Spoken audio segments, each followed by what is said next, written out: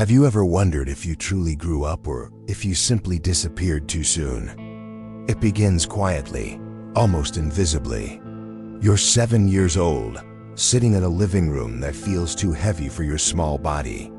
Across from you sits a parent unraveling, maybe through alcohol, maybe through rage, maybe through the hollow silence of someone who has already given up on life.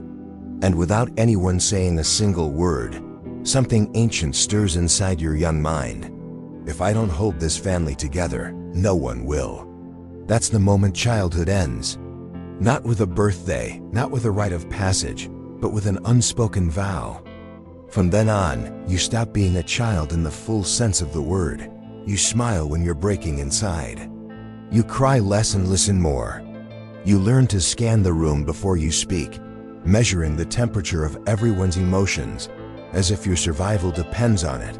Because, in a very real way, it does. Slowly, you become what psychologists call the little adult, the one who holds the chaos together, the peacekeeper, the invisible glue. And society praises you for it. Teachers call you responsible. Relatives say you're wise beyond your years. Strangers marvel at your strength. You're so mature. You're so reliable. You're so strong. But no one ever asks the one question that matters. At what cost? Because what looks like maturity is often nothing more than a survival strategy. Behind the smile, there is grief. Behind the composure, there is fear. Behind the strength, there's a child who never got to be a child. And while the world applauds your resilience, you carry an invisible wound that never fully closes. This is the silent tragedy of those who grew up too fast. Their bodies may age, their achievements may pile up, but somewhere deep inside remains a child who still whispers, "Why didn't anyone protect me?" And unless this story is understood, unless the child is finally seen, the patterns repeat, endlessly shaping how you love, how you trust, how you live. Before we dive deeper into this journey, I want to pause for just a moment. If what you've heard so far resonates with you, if you've ever felt the weight of growing up too fast, then make sure to like this video, subscribe to the channel, and turn on the notification bell. That way, you'll be the first to know when I share the next video filled with insights, reflections, and the kind of truth that can shift the way you see yourself and your life. Because this space is more than just content. It's a community of people willing to look inward, to question, and to heal. And I'd love for you to be part of it. It happens so subtly that most people miss it. A child doesn't vanish in a single moment. It's a slow disappearance, piece by piece. At first, the change looks harmless. A little boy or girl smiles more than other children. They rarely cry, even when hurt. They seem unusually calm, unusually tuned in, unusually capable of keeping it all together. What the outside world doesn't see is that this is not natural maturity, it's survival. Inside the walls of their home, chaos brews. Maybe it's a parent's drinking. Maybe it's the volatility of anger. Maybe it is the cold silence of someone too consumed by their own pain to notice the small eyes watching them. And so the child adapts. They learn to measure every word before speaking, to monitor every shift in tone, every flicker in expression. Their nervous system becomes like a radar, scanning the emotional weather of the household, because one wrong move could trigger a storm. Psychologists call this becoming the emotional thermostat. The child takes responsibility for the emotional climate. They cheer people up when things feel heavy. They make themselves invisible when tensions rise. They comfort siblings, calm their parents, and even suppress their own needs to maintain some fragile sense of stability. And here's the paradox. The world applauds them for it. Teachers praise how polite and well-behaved they are. Neighbors comment on how mature they seem. Family members boast, "This child is wise beyond their years." No one stops to ask why a 7-year-old needs to act like a 40-year-old. No one questions why a child so young already carries the posture of someone weary with responsibility. Every compliment hides the cost. Because the mature child is rarely a joyful child. Their laughter doesn't come easily. Their play is cautious. Their trust is fragile. And behind every smile is a silent calculation. If I can make everyone else okay, maybe I'll finally feel safe. But they never do. Safety never comes. And so the mask hardens. With each passing year, the child becomes more skilled at disappearing. They silence their cries because tears feel dangerous. They silence their anger because anger only makes things worse. They silence their needs because needs are seen as burdens. The tragedy is that adults around them mistake this silence for strength. They don't see that it's a mask. They don't hear the screams buried under the stillness. And so they keep rewarding the performance. You're so strong. You're so responsible. We're so proud of you. But no one ever asks the one question that could have changed everything. At what cost? At the cost of innocence. At the cost of play. At the cost of knowing what it feels like to be loved without conditions. Imagine a 7-year-old carrying the emotional weight of a household. Imagine a child learning that love must be earned through silence, service, or self-erasure. Imagine what happens when that belief follows them into adulthood. This is not just a story about a child, it's a story about thousands, millions who had to trade authenticity for belonging. They learned early that in order to keep attachment, they had to abandon themselves. And though the world may celebrate their resilience, inside there remains a grief so profound it can barely be named. It is the grief of the child who never got to be a child. And if you've lived this story, you know exactly what I mean. You know the exhaustion of always holding it together. You know the quiet ache of being praised for strength when what you really wanted was someone to notice your pain. You know what it feels like to be needed by everyone, but truly seen by no one. This is the invisible wound society rarely talks about. The child who disappeared is still there, smiling, pleasing, keeping the peace, but inside they are silently asking, who will ever protect me? Who will ever let me rest? And unless that question is faced, the disappearance continues long after childhood ends. To truly understand what happens to a child who grows up too fast, we need to step into the language of psychology. Because what looks like maturity is not maturity at all. It is something far more complex and far more damaging. Psychologists use a term for this silent role reversal, parentification. At its core, parentification is when a child takes on responsibilities that belong to the adults around them. It can look different from family to family. Sometimes it's practical cooking meals, cleaning the house, looking after siblings. Other times, it's emotional comforting a depressed parent, mediating fights, becoming the listener, the confidant, the therapist of the household. On the surface, these children seem extraordinary. They appear self-sufficient, caring, and wise. But underneath is a child who has been robbed of their rightful place in the family system. Instead of being protected, they are protecting. Instead of being nurtured, they are the nurturers.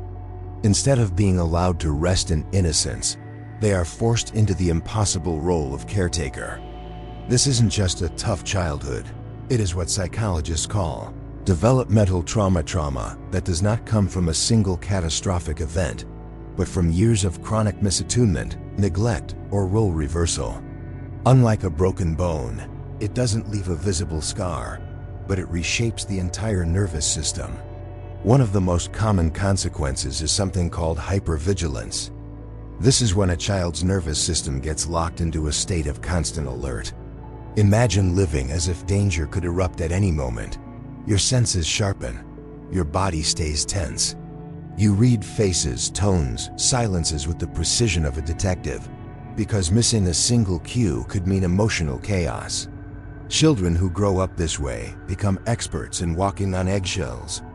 They know how to soothe an angry parent before the explosion comes. They know how to disappear into silence when the atmosphere shifts. They know how to put their own feelings on hold in order to manage the feelings of others.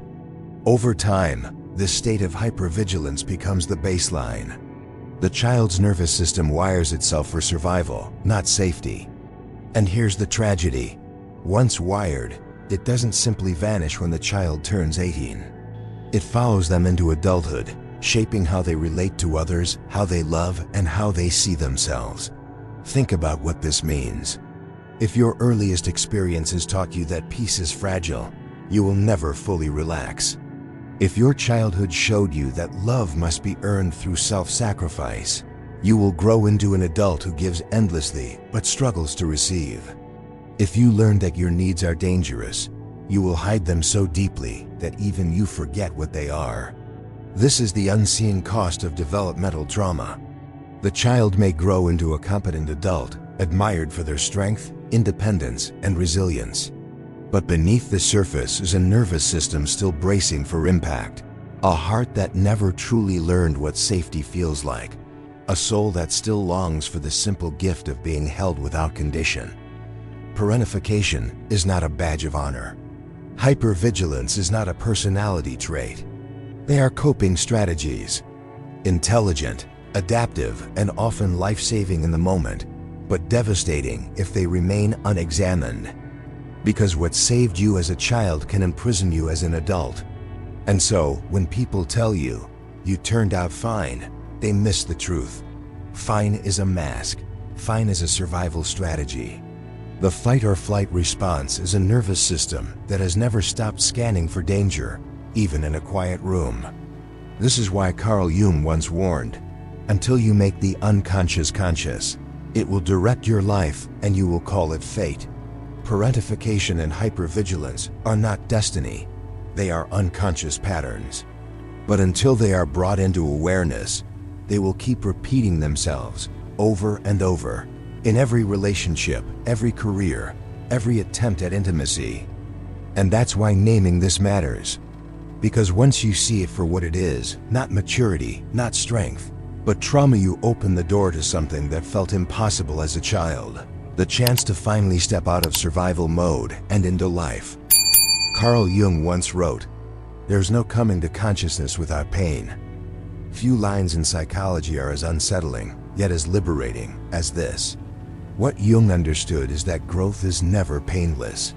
To see ourselves clearly means confronting what we've spent years avoiding: the grief, the anger, the unmet needs, the raw truth of our childhood. This is why so many people resist the journey inward. Pain feels like failure. Sadness feels like weakness.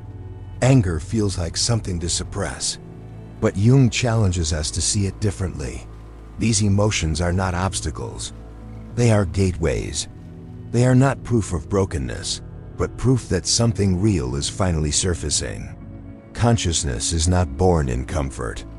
It is born in the fire of what we would rather not face.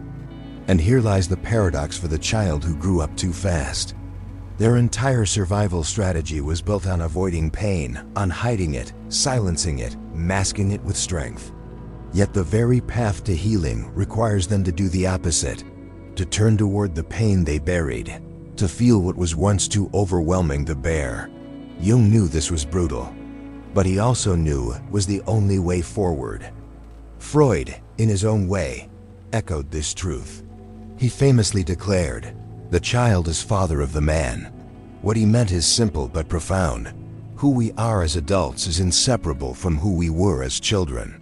The patterns formed in the earliest years, the attachments, the wounds, the silences, do not vanish with time. They live on, shaping our personalities, our choices, our very sense of identity. When Freud said this, he wasn't offering comfort. He was issuing a warning. If you ignore the child within, you will forever be ruled by them. You will find yourself replaying dynamics you don't understand, chasing after people who mirror your parents, avoiding situations that trigger your childhood fears, and sabotaging happiness because joy once felt unsafe. Together, Jung and Freud paint a sobering picture. Jung tells us that pain is the price of awakening. Freud reminds us that the child we once were never disappears. Put these truths side by side, and you see the task before us: to face the pain we once silenced, and to finally meet the child we abandoned. Philosophically, this is not just psychology, it's a call to honesty. Most of us prefer illusions. We prefer to believe we are self-made, independent, untouched by the past. We prefer to think we've moved on, but moving on without integration is just denial in disguise. It is what Jung called the shadow, all the parts of ourselves we disown but continue to act out unconsciously. Alan Watts once remarked that most people are hypnotized into thinking they are merely the roles they play. For the child who became the caretaker, the role is a strength, maturity, and responsibility. But beneath the role is a forgotten self, a self that can only be reclaimed by stepping into discomfort, by questioning the very identity the world once praised.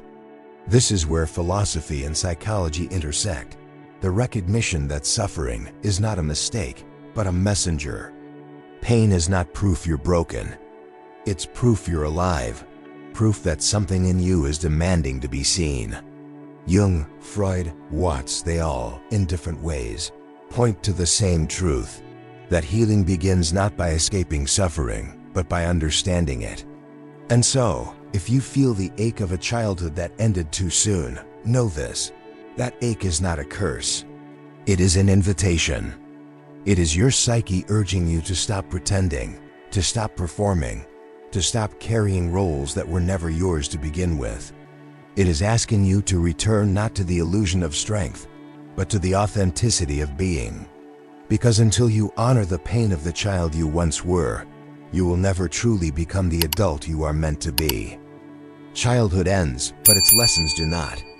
What begins as survival inside the walls of a chaotic home often grows into an entire way of being and operating, system that shapes adulthood in ways both subtle and devastating.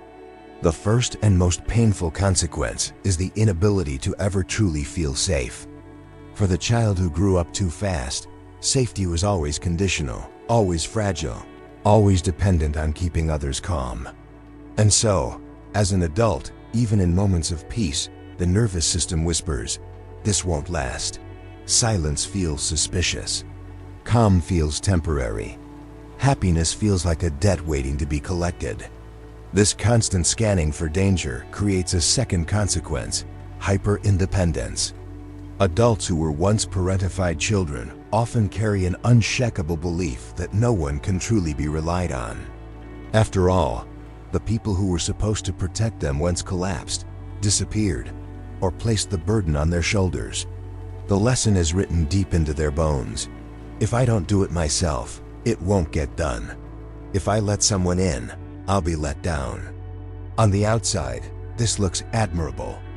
These adults become high achievers, self-sufficient, and strong. But beneath the surface lies exhaustion. They struggle to rest because rest feels unsafe. They refuse help because asking for support feels like weakness or worse, betrayal of the identity they built. They may be surrounded by people who want to love them, yet they keep others at a distance, terrified that leaning on someone will lead to abandonment all over again. The third consequence is people-pleasing. As children, they learned that their worth was tied to keeping others happy. A calm parent meant less chaos. A smile meant less danger. Approval meant temporary stability. Those strategies don't just disappear, they become ingrained patterns. As adults, these individuals often overfunction in relationships. They say yes when they want to say no. They sacrifice their own needs to maintain harmony. They avoid conflict at all costs, even when it means betraying themselves. Society rewards them for this too. At work, they're praised for being dependable. In friendships, they're admired for always being the therapist friend. In love, they're cherished for giving more than they receive. But inside, resentment quietly builds. They wonder why they always feel unseen, why relationships feel unbalanced, why love feels more like labor than rest. And then there is the consequence most invisible of all: self-abandonment. When you spend your formative years silencing your needs, eventually you forget what those needs even are. You lose touch with your desires, your limits, your authentic voice. You learn to shape-shift so well that you no longer know who you are outside of what others expect. This is the hidden tragedy of the child who grew up too fast. As an adult, they may look successful, responsible, even enviable, but deep down, they are still waiting. Waiting for permission to rest. Waiting for someone to notice their exhaustion. Waiting for a love that doesn't demand performance. Waiting, perhaps unconsciously, for the childhood they never had. And so they keep running. Running from stillness because stillness feels unsafe. Running from intimacy because closeness feels dangerous. Running from themselves because to stop would mean facing the grief they buried decades ago. Carl Jung warned that what you do not bring to consciousness will come to you as fate. The survival strategies of childhood hyper-independence, distrust, people-pleasing, self-erasure become the fate of adulthood unless they are named, faced, and healed. This is why so many adults secretly feel like children in disguise. They may carry titles, pay bills, raise families, but emotionally, they are still operating from the same place they did at 7 years old. Scanning, fixing, surviving. The cost is enormous. Relationships suffer, careers consume, identity fractures. And worst of all, the person inside, the child who was never allowed to exist, remains unheard. Until that child is acknowledged, adulthood remains just another stage of survival. If the wound of growing up too fast is the loss of childhood, then the path of healing is the slow, deliberate act of reclaiming it. This is not about erasing the past. You cannot rewrite what happened. It is about finally giving yourself what was missing. It is about turning toward the abandoned parts of yourself and saying, I see you now, I hear you now, and I'm not leaving. Psychologists often call this process shadow work. Jung described the shadow as all the parts of ourselves we had to repress in order to survive. For the child who is parentified, the shadow often holds the needs they were forced to bury. The need to be protected, the need to play, the need to cry without being punished, the need to be loved without condition. Healing begins when we stop running from these needs and start listening to them. One of the most powerful practices is asking the inner child a simple question. What did I need back then that I never received? For some, the answer comes immediately. I needed someone to tell me it wasn't my fault. I needed someone to sit beside me when I was scared. I needed permission to rest. For others, the answers come slowly after years of silence. But once those needs are named, the adult self can begin the work of meeting them. Not perfectly, not all at once, but with patience and compassion. This is where the paradox of healing appears. The strategies that once saved you strength, independence, responsibility must be set down in order to discover who you really are. And this is terrifying. To rest feels unsafe. To cry feels wrong. To admit you need help feels like a betrayal of the very identity you built. But these are the exact steps that break the cycle. Healing means allowing yourself to be soft in a world that once demanded you be hard. It means letting yourself play without guilt, laugh without fear, and rest without apology. It means reclaiming the innocence that was stolen, not by becoming childish, but by reconnecting with the child who never got to exist. And make no mistake, this is not weakness. This is courage of the highest order. To face the grief you once buried is to step into the fire willingly. To admit you need others is to defy the lie that you are only lovable when self-sufficient. To choose rest in a culture that worships exhaustion is to declare your worth as inherent, not earned. Carl Jung believed that individuation, the process of becoming whole, requires us to integrate the shadow. That means not cutting off the abandoned child within, but welcoming them back. It means saying to that 7-year-old, you didn't deserve what happened. You were never supposed to carry that weight. You get to rest now. As you do this, something shifts. The nervous system, once locked in hypervigilance, begins to soften. Relationships, once defined by overgiving, begin to balance. Success, once tied to exhaustion, begins to flow from authenticity instead of fear. And for the first time, life starts to feel less like survival and more like living. The journey is not linear. There will be days when you feel fragile, days when the old patterns return, days when you wonder if healing is even possible. But these moments are not setbacks. They are signs that the frozen parts of you are thawing, that what was once hidden is coming into the light. The truth is, you may never get the childhood you lost, but you can give yourself what that child needed most: rest, safety, play, and love. That is the essence of healing. Not perfection, not performance, just the radical act of honoring the self you once had to abandon. And in doing so, you finally discover that the child who disappeared never truly left. They were waiting for you all along. You were never broken. You were never weak. You were never less than enough. You were simply a child who was never given permission to be a child. And the truth that can change everything is this: today, you get to choose differently. You don't have to keep living as though survival is your only option. You don't have to keep performing strength while secretly longing for softness. You don't have to keep disappearing behind responsibility and silence. You are allowed right now, in this very moment, to be who you are, not who you had to be. This is the awakening that so many of us avoid because it is terrifying. To set down the armor feels dangerous. To admit you're tired feels like failure. To let others see your need feels impossible. But these are not signs of weakness, they are signs of healing. They are the cracks in the mask, the proof that your authentic self is trying to come through. The child you once were has been waiting for this, waiting for you to notice, waiting for you to listen, waiting for you to say the words they never heard. It wasn't your fault. You were never supposed to carry that burden. You get to rest now. And here's the most important part: no one else can do this for you. No partner, no friend, no mentor can rescue the child within. Only you can. You are the one who must go back and take their hand. You are the one who must choose to honor their needs.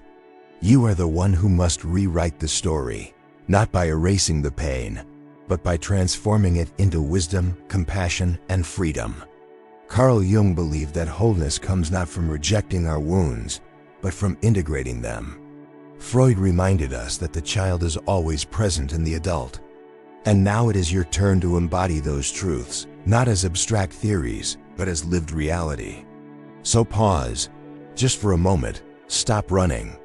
Sit quietly, and ask yourself, what did my younger self need that no one gave me? Then listen. Maybe the answer is play. Maybe it's rest. Maybe it's safety. Maybe it's love without conditions. Whatever it is, start giving it to yourself, slowly, consistently, without apology. And if this message resonates with you, don't let it end here. Write a letter to your younger self. Tell them what they deserve to hear. Or share this video with someone you know who has carried the same invisible weight. Because sometimes the first step to healing is simply realizing you're not alone. You never had the chance to live out your childhood, but you still have a future. And this time, it does not have to be shaped by fear, silence, or survival. This time, you get to write it.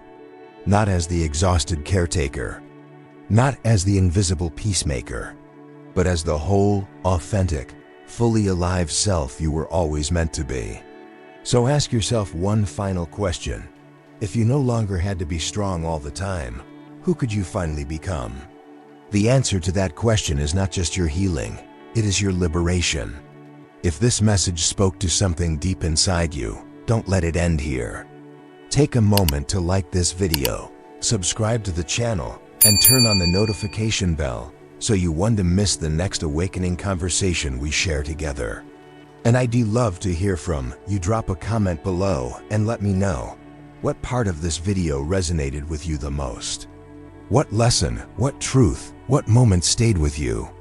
Your story might be exactly what someone else needs to read today. Because healing doesn't happen in isolation, it happens in community. And here, you are not alone.